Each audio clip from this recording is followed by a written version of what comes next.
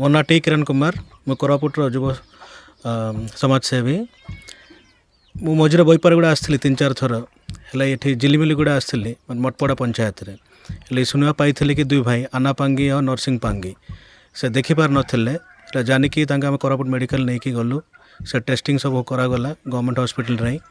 ଆଉ ଖୁସିର ଜିନିଷ ଏଇଟା ହେଲା କି ତାଙ୍କ 2ଟା ଆଖି ଅପରେସନ୍ ବି ଆଜି ହେଇଗଲା।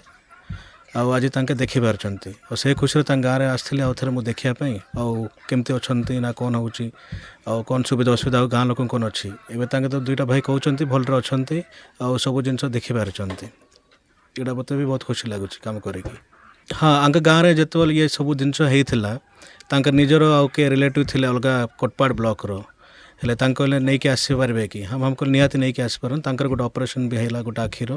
ତାଙ୍କେ ବି ଦେଖିପାରୁଛନ୍ତି। କାଲି ତାଙ୍କ କୋରାପୁଟ 2ଟା ଲୋକ ପ୍ଲସ୍ ସେ ଲେଡ଼ିଜ୍ ମାନେ ଯାହାର ହେଇଥିଲା 3ଟା ଲୋକ ଆସିଛନ୍ତି କୋରାପୁଟ। ତାଙ୍କର ଯେଉଁ ଫାଇନାଲ୍ ଚେକଅପ୍ କାଲି ହେବ।